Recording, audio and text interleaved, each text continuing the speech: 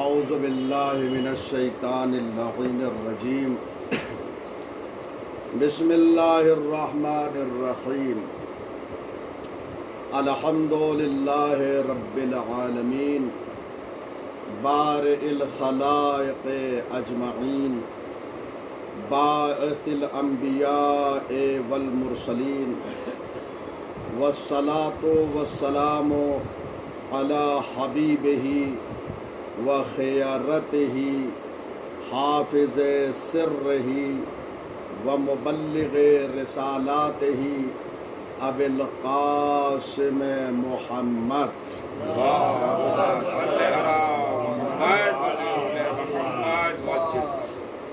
وآلہ الطیبین الطاہرین المعصومین المظلومین لا سیما بقیت اللہ فی الارضین روحی وارواح العالمین لتراب مقدمہ الفداء واللعن الدائم علی اعدائہم اجمعین من الآن الى قیام یوم الدین اما بعد فقد قال علی علیہ السلام انا اولی الناس بالانبیاء اعلمهم بما جاءوا به ثم تلا وانا اولی الناس بإبراہیم للذین اتبعوه وهذا النبی والذین آمنوا ثم قال ان ولی محمد من اطاع اللہ وان بعدت لحمتہ وان عدو محمد من عصى اللہ وان قربت قرابتہ۔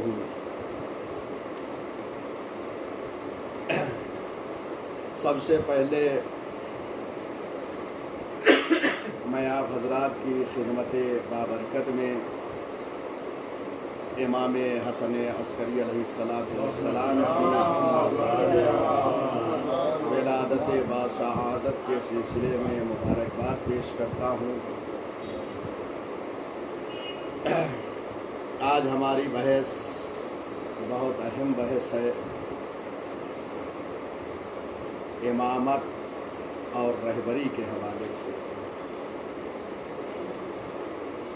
ہمیشہ کی طرح تفسیر قرآن سے پہلے امام علی علیہ السلام کی کتاب نہج البلاغہ سے ہم ایک کلام کو برکت کے لیے پیش کرتے ہیں تاکہ اس کے ذریعے سے ہماری یہ نشست نورانی ہو جائے۔ امام فرماتے ہیں انا اولی الناس بالانبیاء اعلمهم بما جاءوا به، بتحقیق لوگوں میں انبیاء علیہم السلام سے سب سے نزدیک وہ افراد ہیں جو لوگوں میں سب سے زیادہ علم رکھتے ہوں ان کی تعلیمات کا۔ اور فرما رہے ہیں اس کا مطلب یہ ہے کہ اگر انبیاء علیہم السلام سے قربت چاہیے تو ان کی تعلیمات سے آشنائی پیدا کریں۔ جو کچھ وہ لے کر آئے ہیں بما جاؤ، یعنی جو کچھ اللہ کی طرف سے وہ لے کر آئے ہیں، جو سب سے زیادہ جاننے والا ہوگا وہ سب سے قریب ہوگا۔ اب انبیاء سے کون کتنا قریب ہے کسی کو بتانے کی ضرورت نہیں ہے، ہم خود اپنے کو سمجھ سکتے ہیں کہ ہمیں ان کی تعلیمات کا کتنا علم ہے، جو کچھ وہ لے کر آئے ہیں ہم کس حد تک آشنائی رکھتے ہیں ان چیزوں سے۔ بہرحال جتنا جو ہے ہم ان کی تعلیمات سے آشنا ہوتے جائیں گے ان سے قریب ہوتے جائیں گے. یہاں پہ اول الناس اعلمہم، یعنی سب سے قریب ہے لوگوں میں وہ اعلمہم جو انبیاء کی تعلیمات کا زیادہ علم رکھتے ہیں. اس حدیث مبارک کو امام نے پیش کیا، اس کے بعد قرآن مجید کی اس آیت کی تلاوت فرمائی امام نے. وَإِنَّا أَوْلَى النَّاسِ بِإِبْرَاهِيمَ لَلَّذِينَ اتَّبَعُوهُ، بتحقیق لوگوں میں سب سے نزدیک ابراہیم علیہ السلام سے وہ لوگ ہیں کہ جو لوگ ان کا اتباع کرتے ہیں، یعنی ان کے زمانے میں جو ان کا اتباع کر رہے تھے، ان کی پیروی کر رہے تھے، وہ حضرت ابراہیم سے سب سے زیادہ نزدیک تھے. وَهَذَا النَّبِيُّ وَالَّذِينَ آمَنُوا، اور یہ نبی ہمارے نبی خاتم النبیین حضرت محمد مصطفیٰ صلی اللہ علیہ وآلہ وسلم کی طرف اشارہ ہے. یہ نبی اور جو ان پر ایمان لائے، یہ سب جناب ابراہیم سے بہت قریب ہیں. پیغمبر کا نام علیحدہ ذکر کیا کیونکہ یہ علیحدہ ذکر کرنا اس بات کی دلیل ہے کہ جناب ابراہیم علیہ السلام کی تعلیمات سے پیغمبر سب سے زیادہ آشنا ہے، سب سے قریب ہے. جو جناب ابراہیم علیہ السلام لے کر آئے، شارحین نہج البلاغہ نے یہ اشارہ کیا ہے اس مطلب کی طرف. ثم قال، پہلے ایک حدیث مبارک کو بیان کیا امام نے، اس کے بعد اپنے کلام کو مستند فرمایا ہے اللہ کی ایک آیت کے ذریعے سے. اس کا مطلب یہ ہے کہ انسان جب گفتگو کرے تو ایسی مستند گفتگو ہو کہ اس گفتگو کی تائید میں آیت الہی ہو. غور فرما رہے ہیں. اس کا مطلب یہ ہے کہ ہم جب بھی گفتگو کریں تو قرآن کے لہجے میں گفتگو کریں. امام نے یہ فقرہ ارشاد فرمایا، اس کے فوراً بعد جو ہے اس آیت کی تلاوت فرمائی اور اپنے کلام کو کلام باری سے جو ہے مستند کر دیا. اس کے بعد فرمایا ثم قال، پھر امام نے فرمایا ان ولی محمد من اطاع اللہ، بے شک محمد مصطفیٰ صلی اللہ علیہ وآلہ وسلم کا دوست وہ ہے جو اللہ کی اطاعت کرے. وَإِن بَعُدَتْ لُحْمَتُهُ، اگرچہ وہ ان کا قرابت دار نہ ہو تب بھی وہ کیا ہے؟ اگر نبی کی اطاعت کر رہا ہے تو نبی کا دوست ہے.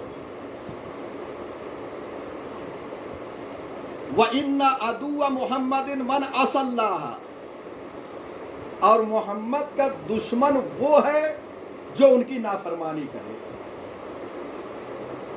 وَإِنْ قَرُبَتْ قَرَابَتُهُ، اگرچہ وہ رشتہ دار ہی کیوں نہ ہو. غور فرما رہے ہیں. یعنی امام نے یہ ارشاد فرمایا کہ محمد مصطفیٰ کا دوست وہ ہے جو اللہ کی اطاعت کرے، دشمن وہ ہے محمد مصطفیٰ کا جو اللہ کی نافرمانی کرے. اس کا مطلب یہ ہے کہ رشتے کی بنیاد پر نبی سے کوئی قریب نہیں ہوتا ہے، اطاعت پروردگار کی بنیاد پہ قریب ہوتا ہے. چنانچہ آپ ملاحظہ فرمائیں کہ دور و دراز سے آنے والے، اسلام سے اور مصطفیٰ سے ملحق ہونے والے، ایران سے، دیگر بلاد اسلامیہ سے آئے، اطاعت مصطفیٰ کیا، کوئی سلمان بنا، کوئی ابوذر بنا، کوئی مقداد بنا. غور فرما رہے یہ اطاعت پروردگار کی بنیاد پر اللہ سے قرب حاصل ہوا، اگرچہ ان میں کوئی رشتہ داری نہیں تھی. اس کا مطلب یہ ہے کہ اطاعت مصطفیٰ سب سے بڑا رشتہ ہے. اور اگر کوئی اللہ کی نافرمانی کرے، چاہے وہ قرابت دار ہو، تب بھی وہ دور ہے ان سے. جیسے ابو لہب، نبی کا قرابت دار، نبی کا چچا، لیکن اللہ کی نافرمانی کیا تو دور ہو گیا، رشتہ کام نہیں آیا. غور فرما رہے ہیں، اطاعت کام آتی ہے. اب وسیم اگرچہ رضوی ہو، یہ قرابت کام نہیں آئے گی، یہ عدو محمد مصطفیٰ ہے. کیوں؟ اس لیے کہ نافرمانی کر رہا ہے اللہ کی. جب اللہ کی نافرمانی کر رہا ہے تو یہ محمد مصطفیٰ کا دشمن ہے. اگرچہ رضوی ہے، یہ قرابت کام نہیں آئے گی. مولا نے صاف اور واضح لفظوں میں ارشاد فرما دیا. بہرحال کافی مطالب ہیں، انشاءاللہ جب شرح نہج البلاغہ پڑھیں گے تو اس وقت مزید جو ہے وضاحت کریں گے، کیونکہ تفسیر بہرحال ایک اہم آیت کی ہے اور ارادہ یہی تھا کہ آج ذرا جلدی شروع ہو جائے تو ایک منزل مقصود تک ہم پہنچ جائیں گے انشاءاللہ. بہرحال وقت تو بہت کم ہے، لیکن میں کوشش کروں گا کہ یہ خلاصے کے طور پر مطالب کو بیان کرتا ہوں. یہ اہم آیت سورہ نساء کی آیت نمبر 59، جس کا اعلان بار بار کیا گیا، اور یہ وہ آیت ہے کہ جس کے ذریعے سے ہم امامت اور ولایت کو ثابت کرتے ہیں. آیت ہے بسم اللہ الرحمن الرحیم، یا ایہا الذین آمنوا اطیعوا اللہ واطیعوا الرسول واولی الامر منکم فإن تنازعتم فی شیء فردوہ الی اللہ والرسول ان کنتم تؤمنون باللہ والیوم الآخر ذالک خیر واحسن تاویلا. یہ مکمل آیت ہے. اس کا ترجمہ یہ ہے کہ اے ایمان لانے والو، اطاعت کرو اللہ کی، واطیعوا الرسول اور اطاعت کرو رسول کی، واولی الامر منکم اور تم میں سے جو اولی الامر ہیں ان کی اطاعت کرو. فَإِن تَنَازَعْتُمْ فِي شَيْءٍ فَرُدُّوهُ إِلَى اللَّهِ وَالرَّسُولِ. پھر اگر تمہارے درمیان کسی بات پر نزاع ہو جائے تو اسے اللہ اور اس کے رسول کی طرف پلٹا دو. ان کنتم تؤمنون باللہ والیوم الآخر، اگر تم اللہ پر اور قیامت پر ایمان رکھتے ہو. ذالک خیر، یہ طریقہ کار بہت اچھا ہے. یعنی جب اختلاف ہو جائے تو اللہ اور رسول کی طرف پلٹا دو.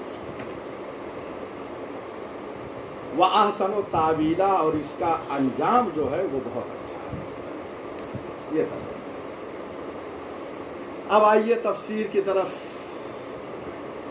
اطیعوا اللہ واطیعوا الرسول، اللہ اور رسول کی اطاعت واضح ہے. اللہ کی اطاعت کرو، اللہ کی اطاعت واجب ہے. کیوں؟ اس لیے کہ وہ مالک کائنات ہے، وہ خالق کائنات ہے.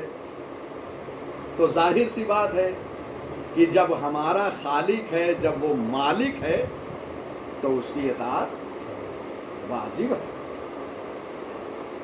وَأَطِیعُوا الرَّسُولَ، اور رسول کی اطاعت کرو. رسول کی اطاعت کرو. کیوں؟ اس لیے کہ اللہ نے حکم دیا ہے اطیعوا الرسول، اور مطلقاً بغیر کسی قید و شرط کے ساتھ جو ہے اطاعت واجب قرار دی۔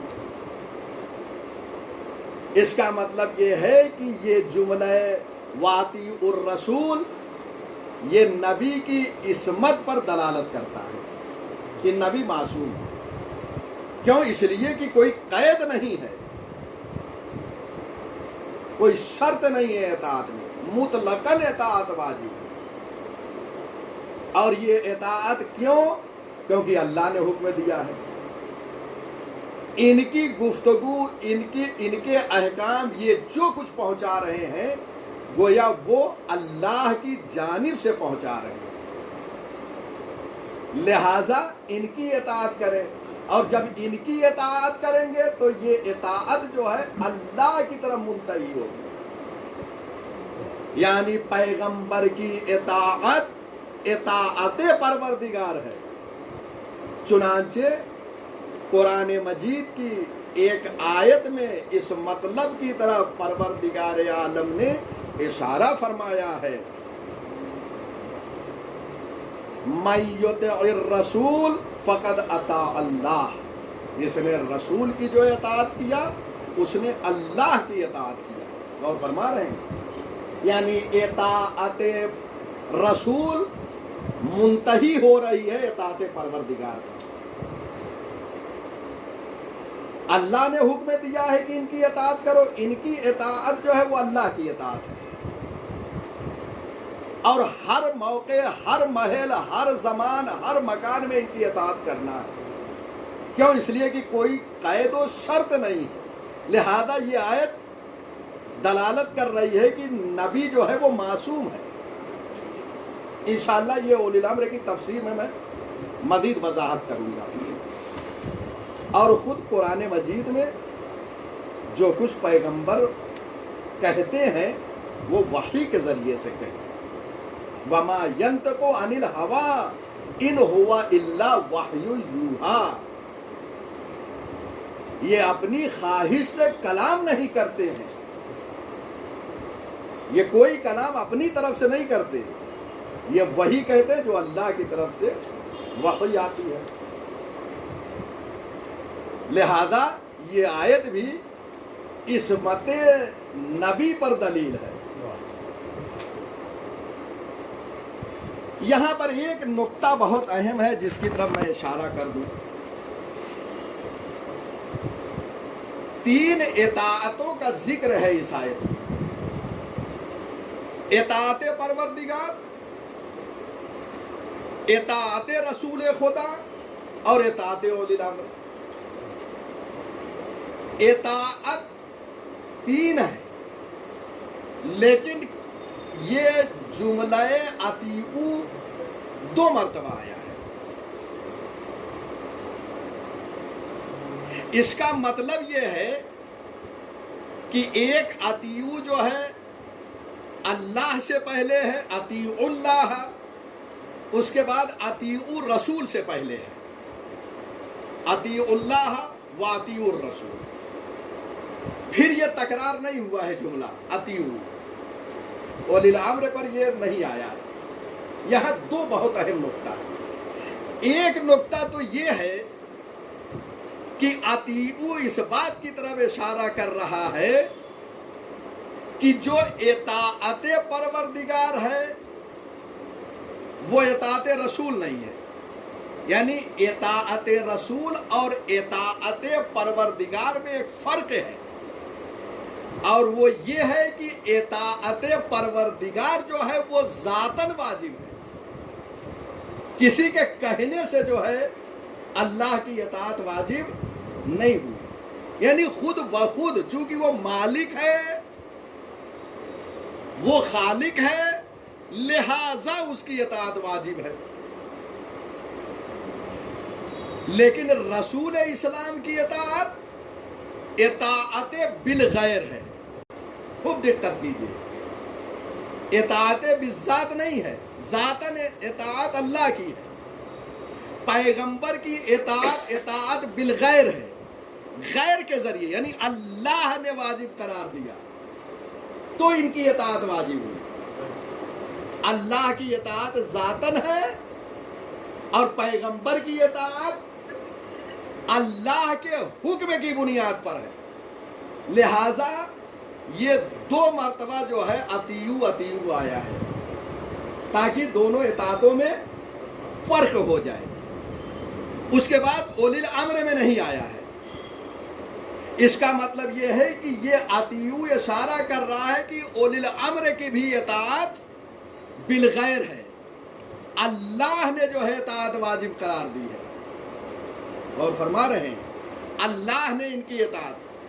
اچھا، اس کے بعد جو اطاعت رسول ہے اور اطاعت اولی الامر جو ہے وہ عطف ہے، ایک ادبی جملہ ہے، یہ عطف ہے رسول پر، اطیعوا الرسول و اولی الامر منکم، اطاعت کرو رسول کی اور اولی الامر کی، درمیان میں اطیعوا نہیں ہے۔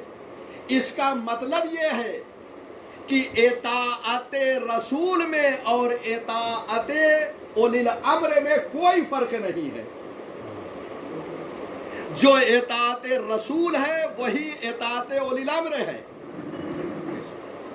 اطیعوا الرسول، اس کے ذریعے سے عصمت ثابت ہے پیغمبر کی، کیوں؟ اس لیے کہ کوئی قید نہیں ہے، کوئی شرط نہیں ہے۔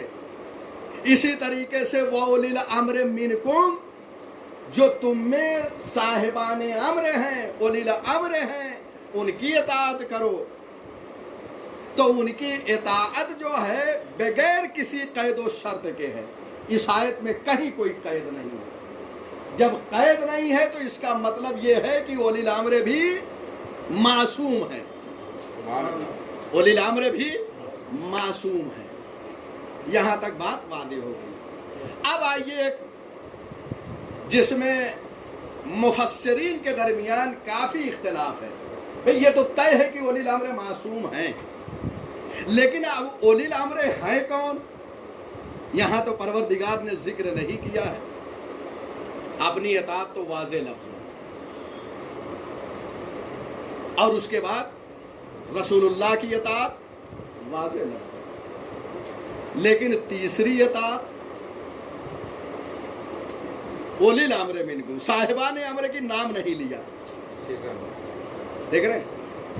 جیسے آئے ولایت ہے، انما ولیکم اللہ، اللہ تمہارا ولی ہے، ورسولہ، اس کا رسول، اور اس کے بعد پھر نام نہیں لیا ہے۔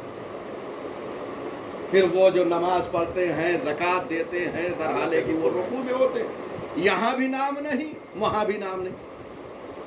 دو ولایتوں میں نام ہے، تیسری منزل پہ نام نہیں۔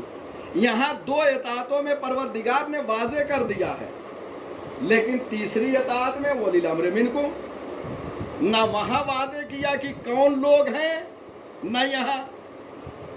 اس کا مطلب یہ ہے کہ اگر نام کو واضح کر دیا جاتا تو قرآن مجید میں تحریف ہو جاتی، اور فرما رہے ہیں اس لیے کہ جو امیر المومنین سے دشمنی تھی لوگوں کو،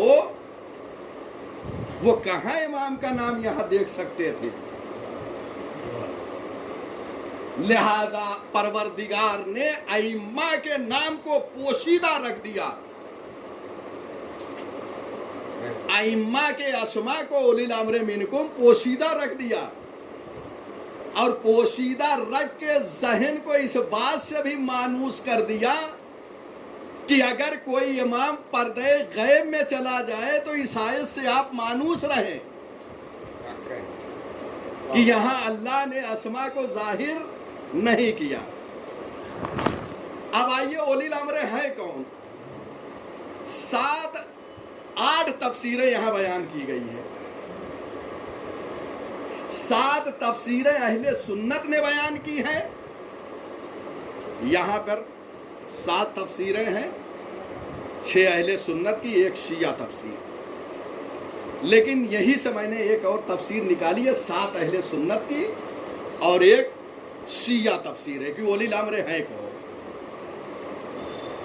اب وہ 7 تفسیریں میں بہت تیزی سے بیان کروں گا، اور سب کا جواب بھی مختصر، کیوں؟ اس لیے کہ جو 7 تفسیریں ہیں اگر ان کا جواب نہیں دیا گیا تو ہمارا مدعا جو ہے حل نہیں ہوگا. لہذا اپنے مدعا کو ثابت کرنے کے لیے ان 7 تفسیروں کا جواب دینا ہوگا. جواب تو بعد میں عرض کروں گا. ایک بات یہیں پر رک کے یہ کہہ دوں کہ اہل سنت کا اولی الامر کے سلسلے میں تفسیر کرنا اس بات کی دلیل ہے کہ یہ مطمئن نہیں ہے اولی الامر پر. اور فرما رہے ہیں وَإِلَّا سب مل کر ایک تفسیر کرتے. 7 تفسیر کرنا اس بات کی دلیل ہے کہ یہ مطمئن نہیں ہے. شیعوں کا بالاتفاق ایک تفسیر کرنا اس بات کی دلیل یہ ہے کہ یہ مطمئن ہے. ان میں کوئی اختلاف نہیں. آپ ساری شیعہ تفسیروں کو اٹھا کے دیکھ ڈالیے. بے شک بے شک. لیکن اہل سنت کی تفسیروں کو دیکھیں گے تو 7 تفسیریں ذکر کی گئی ہیں. اب آئیے ایک ایک کر کے ہم مختصر جو ہے اس کا جواب بھی دیں گے تاکہ بات بالکل مکمل واضح ہو جائے. بعض مفسرین پہلی تفسیر بعض مفسرین اہل سنت کا یہ عقیدہ ہے کہ اولی الامر ہر زمانے اور ہر مقام کے حکام اور عمراء ہیں. اور فرما رہے ہیں یعنی جو حاکم وقت ہے وہ کہیں کا بھی ہو, آپ جہاں رہ رہے ہوں وہاں جو حاکم ہے جو امیر ہے اس کا اتباع کرنا ہوگا. ظاہر تو یہی ہے بھئی. حاکم کہہ دیا, کوئی قید انہوں نے نہیں لگائی ہے. حکما اور عمرا ان کا اتباع کرنا ہے. آئیے لے لو. اور اس میں کسی کو استثناء نہیں کیا ہے. اس میں کسی حاکم وقت کو, آپ کا جواب فراز بھائی, اس میں کسی کو استثناء نہیں کیا ہے.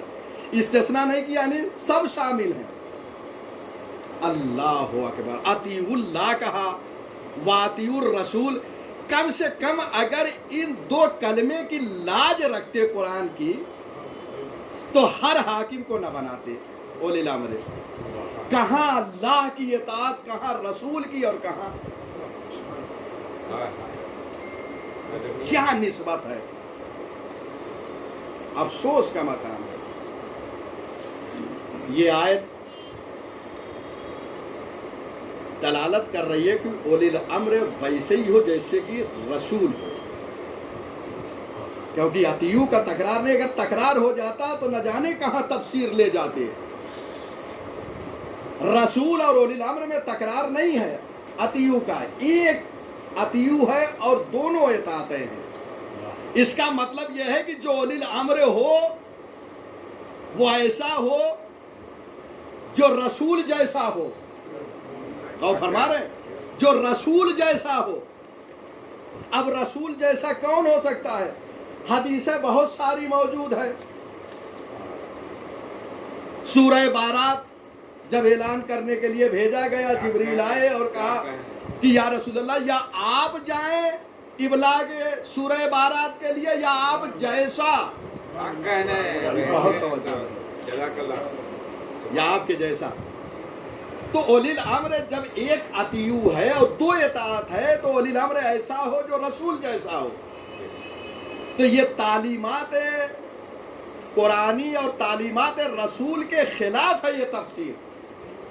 کیوں؟ اس لیے کہ مطلقاً بغیر کسی قید و شرط کے اولی الامر کی اطاعت کرنا ہے. اور دوسرے جب قید و شرط نہ ہو تو اس کا مطلب یہ ہے کہ وہ معصوم ہو, کسی لمحے گناہ نہ کرے. انشاءاللہ آگے بات آئے گی, ابھی صرف اشارہ کر رہا ہوں. یہ تعلیمات اسلامی اور اس آیے قرآنی یا کسی بھی آیے قرآنی کے مطابق یہ تفسیر نہیں ہے. یہ تفسیر ابن کثیر نے کیا ہے. تفسیر ابن کثیر ایک تفسیر ہے اہل سنت کی, انہوں نے ذکر کیا. और एक तफसीर है तफसीर मजहरी, कादी सनाउल्लाह पानीपती, पानीपत है वहाँ के रहने वाले, उन्होंने ये तफसीर अपनी तफसीरों में से। अब आइए दूसरी तफसीर जो है वो साहिब तफसीर अलमनार और साहिब तफसीर फी ज़िलालिल कुरान, ये दोनों ये तफसीर बयान करते हैं कि उनका अकीदा ये है कि ओलिल अम्र जो है वो अवामुन नास के नुमाइंदे हैं, वो मुराद हैं। ओलिल अम्र से मुराद अवाम के जो नुमाइंदे होते हैं वो होते हैं, जैसे हम नुमाइंदे मुंतखब करते हैं ना अवाम की तरफ से, तो ये अवामी जो नुमाइंदे होते हैं, अब चाहे उसमें उलमा हो, चाहे दानिश्वर हो या आम लोग हो, जिसको मुंतखब कर दें वो उलिल अम्र हैं। ये अलमनार में है, अलमनार मोहम्मद रशीद रजा की है, ज़िलालुल कुरान सैयद कुतुब की लिखी हुई है। ये कहते हैं कि ये लोग जो है वो उलिल अम्र हैं। ये तफसीर भी इस आए कुरानी से हमाहंग नहीं,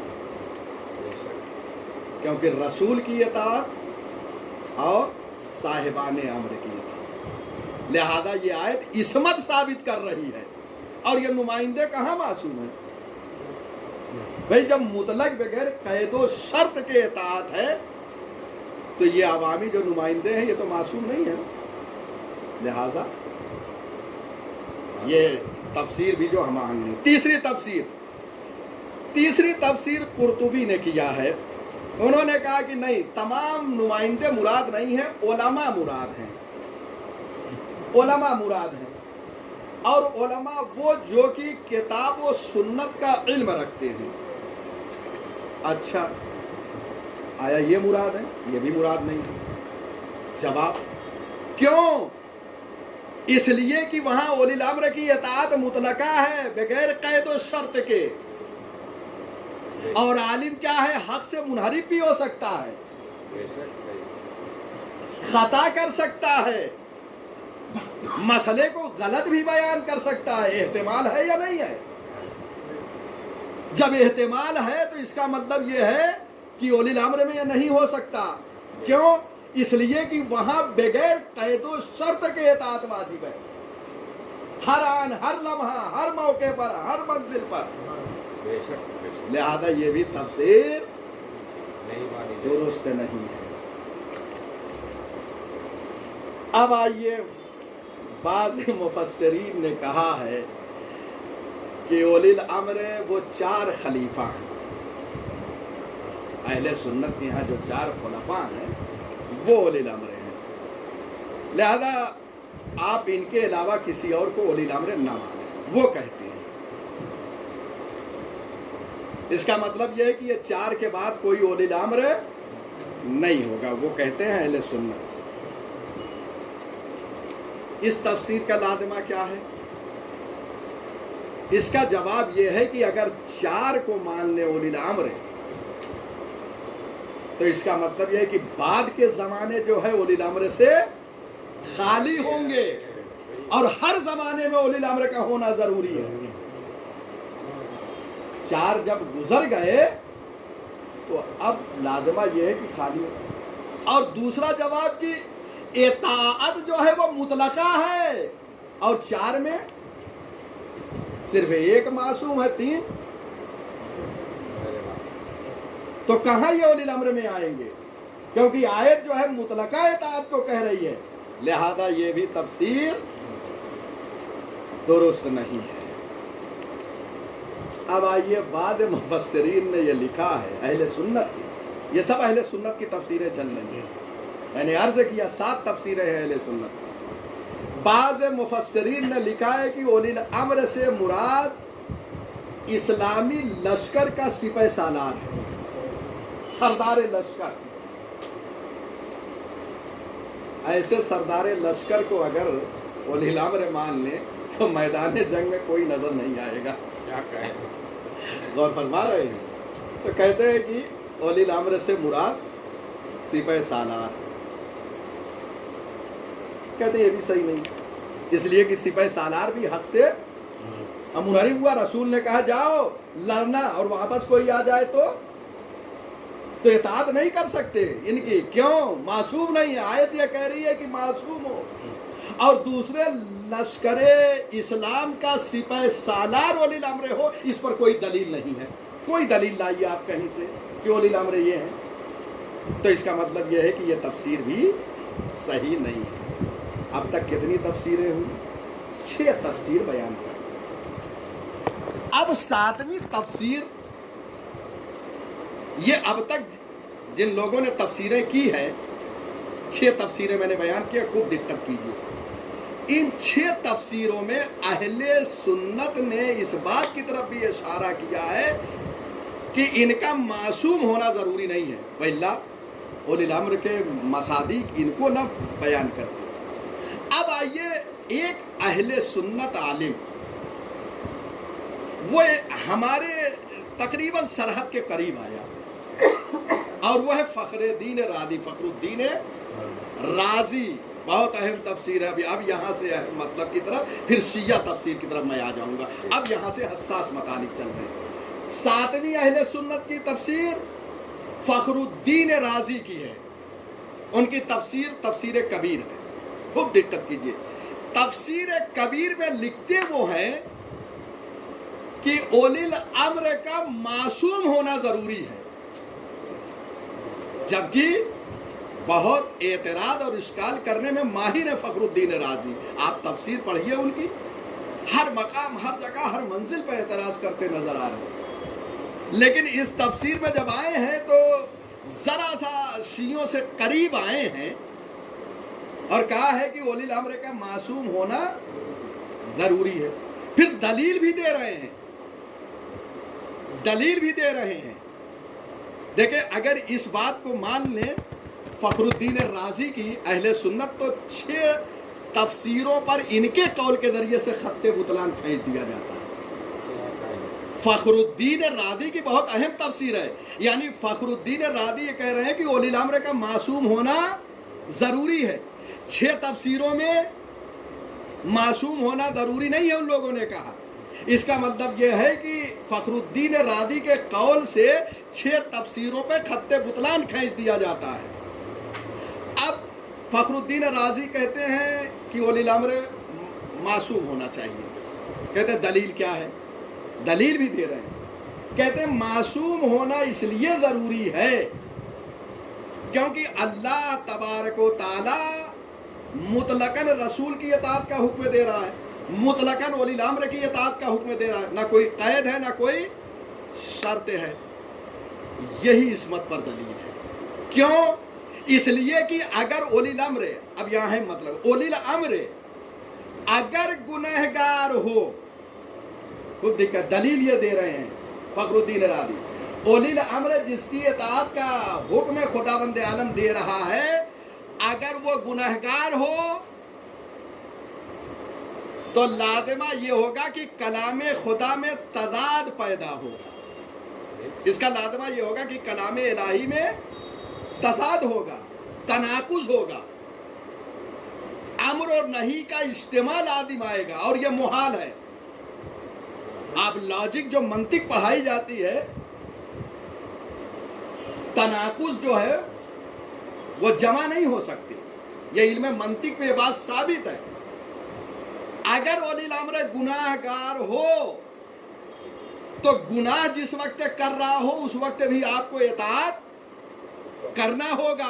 खूब दिक्कत कीजिए, दलील दे रहे हैं कि जिस वक्त वो गुनाह कर रहा हो उस वक्त भी इताअत आपको करना है। क्यों? इसलिए मुतलकन इताअत का हुक्म है, कोई कैद और शर्त नहीं है।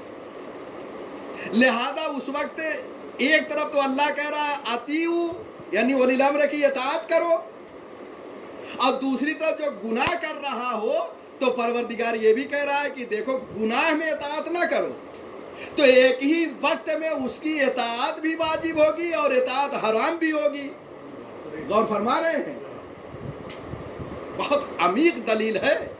लिहाजा ये अल्लाह के कलाम में तनाकुज़ लाजिम आएगा कि एक तरफ उसी वक्त इताअत का भी हुक्म दे रहा है और इताअत से रोक भी रहा है, मना भी कर रहा है, तो अम्र और नहीं दोनों का जमा होना लाजिम आएगा। ये तनाकुज़ है। लिहाजा फखरुद्दीन राजी कहते हैं तनाकुज़ से बचने के लिए आपको उलिल अम्र को मासूम मानना पड़ेगा। ऐसे हो गई।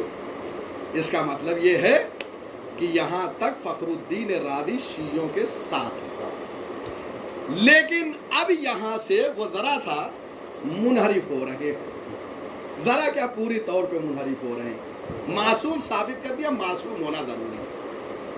उसके बाद वो लिखते हैं तफसीर कबीर में कि अब उलिल अम्र कौन होगा। मासूम तो होना है, जो होगा वो मासूम है। वो कहते हैं कि मासूम या बाद अफराद होंगे जिनको हम पहचान नहीं सकते कि कौन मासूम है। हम किसी के बारे में तय नहीं कर सकते कि फला मासूम। भाई आज हम किसी को कह सकते हैं कि फला मासूम है, वो कहते हैं हम तय नहीं कर सकते कि कौन मासूम। लिहाजा चंद अफराद जो है वो मासूम नहीं हो सकते, क्योंकि हम जो है मुअय्यन नहीं कर सकते, हमारे अंदर सलाहियत नहीं है।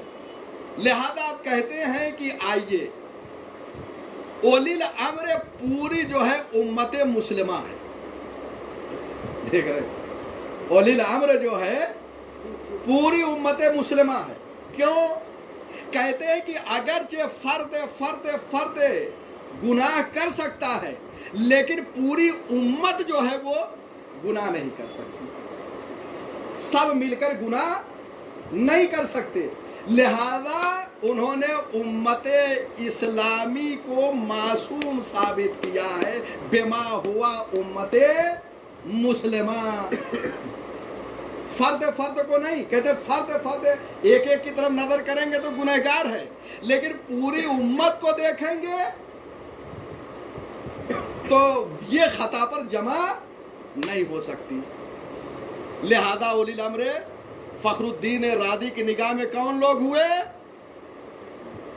अफराद नहीं हुए, बल्कि पूरी उम्मत मुस्लिमा जो है ये उलिल अम्र है। लिहाजा इनकी इंसाफ से बताइए, क्या पूरी उम्मत मुस्लिमा का किसी मसले पर मुत्तफक होना, यानी एक मसले पर पूरी उम्मत मुत्तफक हो जाए, आपने देखा है कहीं? हत्ता कि जिनको खलीफा बना भी लिया इजमा के जरिए से, आया सब जमा हुए थे? जितने दुनिया में मुसलमान हैं सब जमा हुए थे? नहीं, पूरी उम्मत जो है जमा ही नहीं हो सकती, मुहाल है। क्यों? इसलिए कि पूरी दुनिया के एक एक मुसलमान के नजरिए को आप हासिल नहीं कर सकते। मदीने में हासिल कर सकते हैं, मक्के में, लेकिन उस जमाने में जो दीगर बिलाद इस्लामिया में रहा हो, कैसे आप सबकी राय ले सकते हैं? लिहाजा तमाम जो है मुत्तफक नहीं हो सकते, यानी उम्मत इस्लामिया किसी मसले पर मुत्तफक नहीं हो सकती। गौर फरमाएं। अच्छा, मुत्तफक भी हो जाए तो क्या एहतिमाल खता नहीं है? खता से जब जमा हो जाएंगे, यानी सब खाती है ना, तो कैसे आप कह सकते हैं कि सब मासूम हो गए? एक एक फर्द जो है खाती। लिहाजा इनका जवाब क्या हुआ? उम्मत इस्लामिया जो है वो उलिल अम्र नहीं है, क्योंकि मासूम नहीं है। आप कहाँ सबके आरा को जो है वो हासिल कर सकते हैं? कितने कंट्रीज थे उस ज़माने में, कितने ममालिक थे, कितने बिलाद इस्लामी थे। अच्छा, उसके बाद हर मुसलमान एक बेहतरीन इमारत में रह रहा है, एक बेचारा सहरा में कहीं रह रहा है। आप उसको कैसे जमा करेंगे? उसको कैसे लाएंगे? कहाँ से? लिहाजा किसी एक मसले पर मुत्तफक होना ये मुमकिन। लिहाजा ये यहाँ तक तो हमने मान लिया कि उलिल अम्र मासूम हो, ये ठीक कह रहे हो आप फखरुद्दीन राजी, लेकिन उम्मत जो है उसका जवाब ये। अच्छा, अक्सरियत मुमकिन ही नहीं है, वो उलिल अम्र हो, मुमकिन ही नहीं है, उस पर कोई दलील भी नहीं है, और उसके बाद आप पूरी उम्मत को कह रहे हो, तो वो तो मासूम है नहीं। सबकी आरा जो है वो आप हासिल नहीं कर सकते। تو ظاہر سی بات ہے وہی جو حکم حاصل ہو اس کو کہتے ہیں، اور کہتے ہیں وہ حکم حاصل نہیں ہو سکتا، سب کا جمع ہونا ممکن نہیں۔ کتنے مسلمان رہے ہوں گے زمانے پیغمبر میں یا اس کے بعد کے زمانے میں، کہاں سب کے آرا کو کون حاصل کر سکتا ہے؟ لہذا یہ ممکن نہیں ہے۔ فخر دین رازی نے دو بات کہی۔ اب آئیے یہ 7 تفسیریں اہل سنت کی تمام۔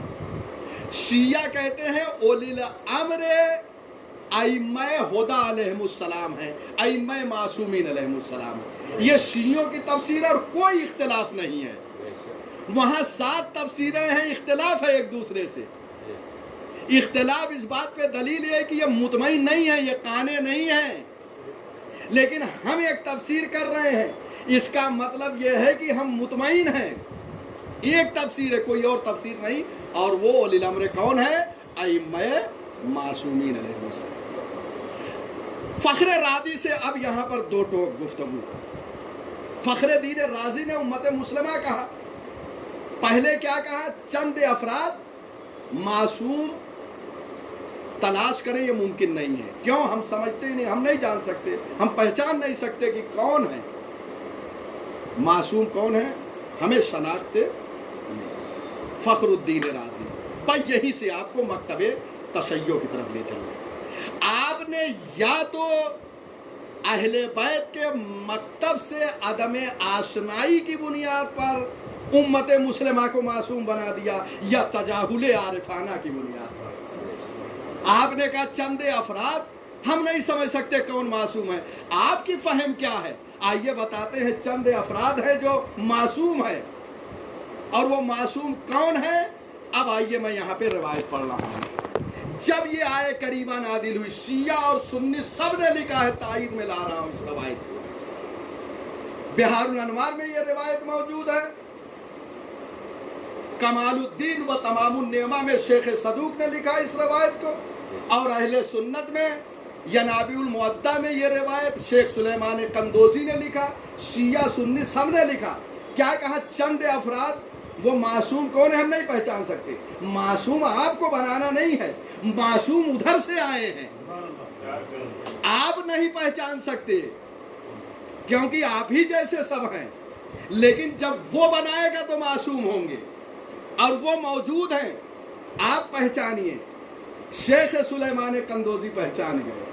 بہت سے اہل سنت نے اس روایت کو نقل کیا کہ جب یہ آئے کریمہ نازل ہوئی، اطیعوا اللہ و اطیعوا الرسول و اولی الامر منکم، جب یہ آیت نازل ہوئی تو رسول اسلام کے جلیل القدر صحابی جناب جابر ابن عبداللہ انصاری آتے ہیں اور کہتے ہیں، یا رسول اللہ، اولی الامر ہیں کون؟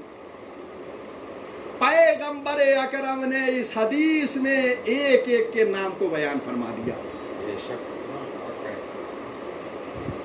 پیغمبر نے کہا وہ علی ابن ابی طالب ہیں، پھر حسن ہے، پھر حسین ہے، ائمہ کے نام امام باقر تک پہنچتے ہیں، اور کہا جابر ان کا زمانہ تم درک کرو گے، اور فرما رہے ہیں ان کا زمانہ درک کرو گے، جب ان سے ملاقات کرنا تو میرا سلام پہنچانا۔ پھر اس کے بعد کہا جعفر صادق، موسی کاظم، تمام ائمہ کو امام زمانہ تک۔ وہاں جب پہنچتے کہتے ان کا نام میرا نام ہوگا، ان کی کنیت میرا۔ یہ 12 اسماء کو بیان کر دیا، یہ 12 اولی الامر ہیں۔ اب پیغمبر نے جب بیان کر دیا تو آپ نے کہا اولی الامر معصوم ہونا چاہیے، یہ لیجئے معصوم آ گئے۔ پیغمبر نے بیان فرما دیا، وہ اولی الامر منکم، یہ 12 معصومین ہیں جن کی اطاعت واجب ہے۔ غور فرما رہے ہیں، یہ حدیث جابر کے نام سے مشہور ہے۔ اللہ اکبر۔ اس کا مطلب یہ ہے کہ اگر انسان زندہ رہ سکتا ہے تو اطاعت اولی الامر کے ذریعے سے زندہ رہ سکتا ہے، حدیث ولایت کے ذریعے سے، حدیث امامت کے ذریعے سے، حدیث اطاعت کے ذریعے سے زندہ رہ سکتا ہے۔ اور ہر زمانے میں ولایت علی ابن ابی طالب جو ہے لوگوں کو زندگی عطا کرتا ہے۔ اور یقین نہ آئے تو آج دیکھیے کہ پاکستان کے ایک چھوٹے سے بچے نے جانم فدائے حیدری پڑھ دیا تو آج دنیا میں مشہور ہو گیا. اس کا مطلب یہ ہے کہ اگر دنیا میں بھی شہرت چاہیے تو شہرت ولایت علی ہی کے ذریعے مل سکتی ہے. سبحان اللہ سبحان اللہ. آج دیکھیے سوشل میڈیا پر آپ اپنی جان کو فدا کر دیں جانم فدائے حیدری تو وہاں آپ فدا کر دیں گے, آپ کو حیات جاویدانی عطا کر دیں گے. یہ تو یہ حدیث جابر. تو یہ حدیث شیعوں کے ہاں بھی ہے اور اہل سنت کے ہاں. بس واضح ہو گیا. فخر دین رازی علماء اہل سنت نے بھی بیان کر دیا ہے کہ کون ہے اولی الامر. اور بھی متعدد جو ہے وہ حدیثیں موجود ہے. یہ ایک حدیث ہے, اس کے ذیل میں اس کے بعد حدیث ثقلین یہ بھی لائیے آپ تائید میں. کیا کہیں؟ پیغمبر اکرم نے کہا ہے کہ میں دو چیزوں کو چھوڑ رہا ہوں, قرآن اور اہل بیت. اچھا یہ بتائیے قرآن محفوظ ہے کہ نہیں؟ خطا سے محفوظ, ساری چیزوں سے غلطیوں سے محفوظ. تو جب دو چیز چھوڑ رہے ہیں تو جب یہ محفوظ تو اطرت بھی محفوظ. اس کا مطلب یہ ہے کہ پیغمبر حدیث ثقلین کے ذریعے سے اس مت اطرت کو ثابت فرما رہے ہیں. غور کیجئے گا. اور اطرت واضح ہے. اس حدیث کو صرف بخاری نے نہیں نقل کیا ہے, مسلم نے نقل کیا ہے. حدیث ثقلین مسلم نے نقل کیا ہے, ترمذی نے نقل کیا ہے. حاکم نیشاپوری کی کتاب ہے المستدرک علی الصحیحین, اس میں اس حدیث کو نقل کیا ہے. اور شیعوں کے ہاں تو ہے ہی ہے, ان سے نقل ہم کر رہے ہیں کہ ان کے ہاں بھی تو اطرت معصوم ہے. تو اولی الامر معصوم ہونا چاہیے. لیجیے حدیث ثقلین سے بھی ثابت ہے. بے شک. کیا کہیں؟ اور خود جب معصوم وہاں سے ثابت ہو گئے تو یہ اولی الامر ہو گئے مصداق, اور خود آیت نے بھی کہہ دیا کہ یہ معصوم ہے. بے شک. اور فرما رہے ہیں. تو یہ حدیث ثقلین حاکم نیشاپوری نے جیسے کہتے ہیں کہ صحائح ستہ میں ساری روایتیں صحیح ہیں.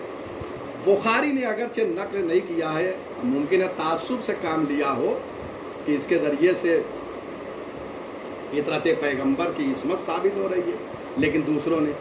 حاکم نیشاپوری نے المستدرک علی الصحیحین میں کہتے ہیں کہ جتنی روایتیں میں نے اس میں نقل کیا ہے وہ روایتیں سب کی سب صحیح ہیں انہی شرائط کی بنیاد پر جن شرائط کے ساتھ بخاری اور مسلم نے اپنے یہاں روایت کو نقل کیا ہے. یعنی جو صحیح روایت کے شرائط ہیں, جن شرائط کے تحت وہاں روایت کو نقل کیا ہے, حاکم نیشاپوری کہتے ہیں سارے شرائط کو دیکھتے ہوئے میں نے انہی روایت کو نقل کیا جن شرائط کو بخاری بھی قبول کرتے ہیں اور مسلم بھی. بس اس کا مطلب یہ ہے کہ حاکم نیشاپوری نے یہ بتا دیا کہ بخاری نقل کرے یا نقل کرے, میں نے نقل کر کے بتا دیا کہ بخاری صاحب آپ کی یہاں بھی یہ روایت صحیح ہونا چاہیے. آپ نے اعراض کیوں کیا؟ اور فرما رہے ہیں لہذا حدیث ثقلین اور بہت ساری روایتیں ہیں. تفسیر صافی میں, اس کے بعد نور الثقلین میں بہت ساری روایت ہے. کافی سے ایک روایت نقل کیا ہے کہ امام باقر علیہ الصلوۃ والسلام سے اولی الامر کے بارے میں جب سوال کیا گیا تو امام نے کہا ہم ہی تو اولی الامر ہیں. اس قسم کی بہت ساری روایتیں موجود ہیں. یہ شیعہ روایتیں ہیں, آپ وہاں مطالعہ کریں. میں نے ایک دو نمونے کے طور پہ بعض وہ روایتیں میں نے پیش کیا جو مشترک ہیں, شیعہ بھی تسلیم کرتے ہیں, اہل سنت. اور یہ بھی عرض کر دوں کہ حدیث ثقلین متن اور مضمون کے لحاظ سے بہت قوی ہے اور سند کے لحاظ سے تواتر تک پہنچی ہے. تواتر اس حدیث کو کہتے ہیں کہ اتنے راوی نقل کر دے کہ اس میں احتمال کذب نہ پایا جائے, اس روایت کو تواتر کہتے ہیں. حدیث ثقلین تواتر میں سے. انشاءاللہ کسی موقع پر اگر تنہا صرف حدیث ثقلین پہ گفتگو ہو تو انشاءاللہ بہت سارے مطالب اس پر ہیں جو بیان کیے جائیں گے. بہرحال یہ روایتیں میں نے بیان کر دیا, بس یہاں تک مطلب واضح ہو گیا. ان کی تفسیروں پر خط بطلان کھینچا نصف راہ تک فخرالدین راضی ہمارے ساتھ آئے، اس کے بعد وہ بھی ہمارا ساتھ چھوڑ کر چلے گئے اور ہم منزل کمال تک پہنچے۔ 7 تفسیریں، 7 آتے گئے چھوٹتے گئے، فخرالدین راضی کچھ دور تک آئے، وہ بھی ساتھ چھوڑ کر چلے گئے، ہم منزل کمال تک پہنچ گئے۔ اور بتا دیا ہمارے علماء نے ان حدیثوں کی مدد سے کہ اولی الامر ائمہ خدا ہے۔ میں سمجھتا ہوں کہ وقت ہے، ابھی 2-3 اشکال اور اعتراض ہے اس پہ، اگر ہے تو میں 5 منٹ میں انشاءاللہ 2-3 اہم اعتراض ہے۔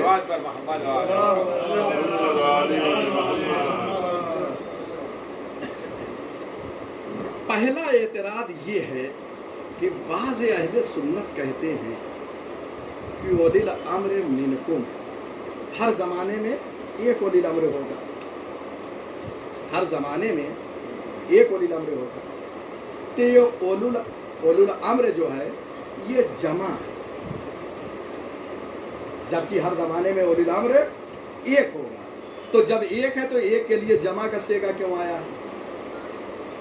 اب سب چیزوں سے جب ہار مان گئے، معین کر دیا گیا کہ اولی الامر کون ہے، تو اب یہاں پر آئے۔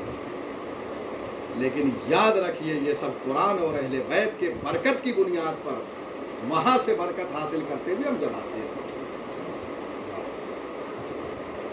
کہ جن کا بھی یہ اعتراض ہو اس سے بحث نہیں ہے، لیکن یہ بات طے ہے کہ قرآن کریم میں بہت سے واحد ایک فرد کے لیے جمع کا صیغہ استعمال ہوا، اور مشہور و معروف آیت آیے مباہلہ ہے۔ اس میں کیا ہے؟ وَأَنفُسَنَا وَأَنفُسَكُمْ، انفسنا یہ کیا ہے؟ جمع ہے۔ کس کو لے گئے پیغمبر؟ نفس میں امیر المومنین علی بن ابی طالب علیہ الصلوۃ والسلام، صیغہ جمع لیکن فرد واحد۔ تو جمع کا صیغہ کبھی واحد کے لیے استعمال ہوتا ہے، اور یہ قرآن سے دلیل ہے۔ اس کے بعد نسانہ خود اسی میں کس کو لے گئے پیغمبر؟ شہزادی کو لے گئے ساتھ میں مباہلے میں، صیغہ کیا ہے؟ جمع کا۔ بس جو یہ اعتراض کر رہے ہیں کہ جمع کیوں ہے، جبکہ ہر زمانے میں جب تک مولائے کائنات ہیں وہ اولی الامر ہے اپنے زمانے تک، اس کے بعد امام حسن، کیونکہ ہر امام کے زمانے امامت تک دوسرا امام جو ہے اس کی امامت نہیں آئی ہے، اگرچہ وہ بالقوہ امام ہے، لیکن مرحلہ فعلیت میں جب پہلا امام چلا جائے گا تو دوسرے کی امامت شروع ہے۔ اس لیے جب تک حسن مصطفیٰ علیہ السلام باحیات تھے، امام حسین علیہ السلام کوئی مسئلہ ہوتا تھا تو اپنے بھائی کی طرف لوگوں کو رجوع کرواتے تھے کہ وہ امام ہے، اور فرما رہے ہیں۔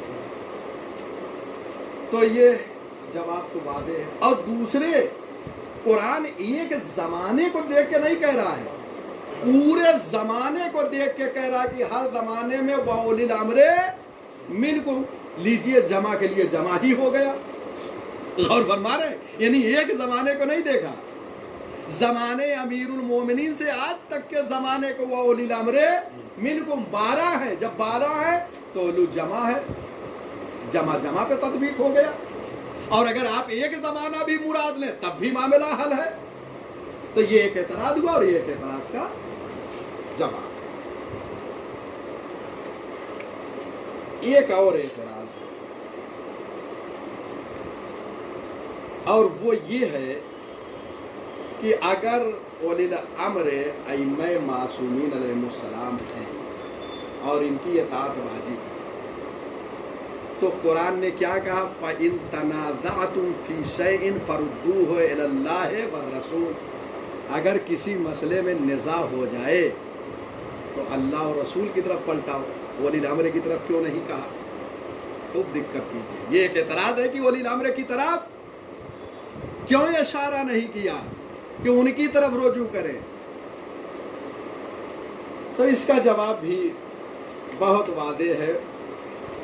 پہلے تو یہ اعتراض صرف شیعوں پہ نہیں ہے، یہ بھی یہ اہل سنت پہ بھی ہے، کیونکہ اہل سنت نے بھی تفسیریں بیان کیا ہے، اطاعت رسول کرو اور اطاعت اولی الامر کرو، تو اولی الامر کا معنی उन लोगों ने भी बयान किया है, तो उनकी भी तफसीर के तहत कहाँ परवरदिगार ने, ये एतराज़ खुद उन पे भी है। देख रहे हैं, कभी कभी मोतरिज जो होता है आंखें बंद करके जो है एतराज़ करता है, नहीं देखता कि ये एतराज़ हमारी तरफ भी आ रहा है। तो पहला जवाब ये है कि ये एतराज़ खुद आप पे भी वारिद है, ये एतराज़ आप पे भी होगा कि आप जो तफसीर कर रहे हैं, तफसीर के बाद जो है उलिल अम्र का नाम नहीं है, वहाँ अल्लाह और रसूल का है। और लीजिए दूसरा जवाब। दूसरा जवाब ये है कि हदीस सकलैन के ज़रिए से इतरत जो है मासूम, रसूलुल्लाह की हयात तैयबा तक अगर फ़इन तनाज़अतुम फ़ी शैइन, अगर किसी मसले में निज़ा हो जाए तो अल्लाह और रसूल की तरफ ले जाओ, और अगर रसूल ना हो तो हदीस सकलैन क्या कह रही है कि मैं दो चीज़ें छोड़े जा रहा हूँ। इसका मतलब यह है कि जब तक मैं हूँ और कुरान है मेरी हयात तक, तो झगड़ा हो जाए तो मुझ तक और कुरान तक आओ। जब मैं ना रहूँ तो मैं दो चीज़ छोड़ के जा रहा हूँ, कुरान को और इतरत को। जब निज़ा हो जाए तो कुरान से और मेरी इतरत से हल कराओ।